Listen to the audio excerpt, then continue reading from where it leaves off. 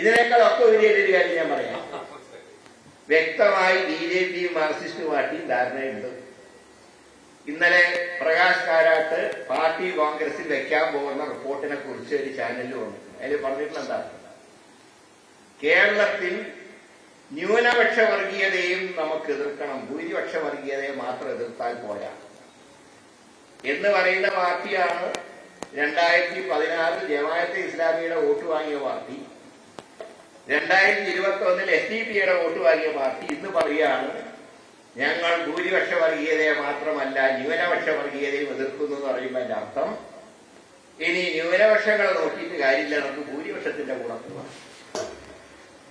ആ അർത്ഥത്തിലേക്ക് CPM എത്തിയെന്ന് പറഞ്ഞാൽ അതിന്റെ അജണ്ട. ഇന്നലെ P. ജയരാജന്റെ പുസ്തകത്തിനെ കുറിച്ച് ചർച്ച നടന്നില്ല. അദ്ദേഹം പറഞ്ഞത് ന്യൂനപക്ഷ വർഗീയതയെ കുറിച്ചാണ് ഇപ്പൊ പറയുന്നത്. കഴിഞ്ഞ ലോക്സഭാ ഇലക്ഷനില് പൗരത്വ ഭേദഗതിയെ കുറിച്ച് വാദോലാതെ പ്രസംഗിച്ചിരുന്ന പിണറായി വിജയന്റെ പാർട്ടി ഇന്ന് പറയുന്നത് ഭൂരിപക്ഷ വർഗീയതയല്ല ന്യൂനപക്ഷ വർഗീയതയാണ് ഏറ്റവും ദോഷം എന്നാണ് പറയുന്നത്. അതിന്റെ കൂടെയാണ് ഷംസീറിന്റെ പ്രസ്താവന എന്താ, RSS ഇന്ത്യയിലെ പ്രധാന സംഘടനയാണ്. ഇന്നലെ വരെ ഗാന്ധിജിയെ കൊന്നവർ, ജനാധിപത്യ വിരുദ്ധർ, ഇന്ത്യൻ ജനാധിപത്യത്തിന്റെ ആരാചാർന്നൊക്കെ വിളിച്ച അതേ RSSനെ ഇന്ന് പറയാൻ ഇന്ത്യയിലെ പ്രധാന സംഘടന. ഇവിടെയാണ് ADGP അജിത് കുമാറും RSS നേതാക്കളുമായിട്ടുള്ള ചർച്ചയുടെ ഒരു റിസൾട്ടാണ് ഇപ്പോ നമ്മൾ കാണുന്നത്. അന്ന് തന്നെ തിരക്കഥ ആരംഭിച്ചു. BJP CPMന്റെ തിരക്കഥ അന്ന് ആരംഭിച്ചു.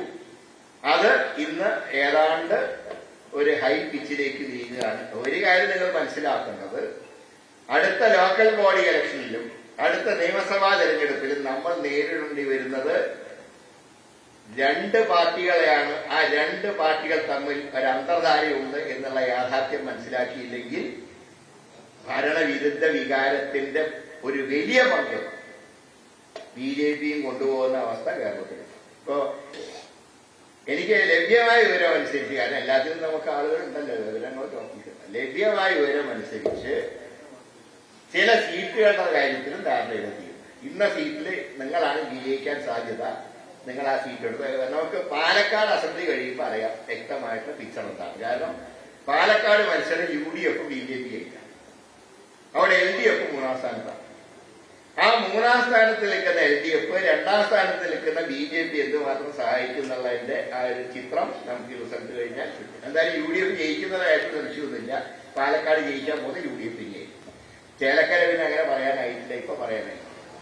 ഇത് കഴിച്ചാൽ അത് നഷ്ടപ്പെടുന്ന ആരും കരുതുമാണ്. ഇനിയിപ്പോ അതും കൂടെ എഴുതണം. അല്ലെങ്കിൽ പറയും പാലക്കാട് ജയിക്കും, ചേലക്കര തോറ്റുകയും വേണ്ടിയെന്ന് പറയും. അതൊന്നുമല്ല, പാലക്കാട് ഉറപ്പായിട്ട് ജയിക്കും. ചേലക്കര കുറെ കാലം നമ്മുടെ കയ്യിലില്ല, പിടിച്ചെടുക്കാൻ നോക്കുന്നുണ്ട്, വിജയിക്കാൻ കഴിയുന്നതാണ് പ്രതീക്ഷ.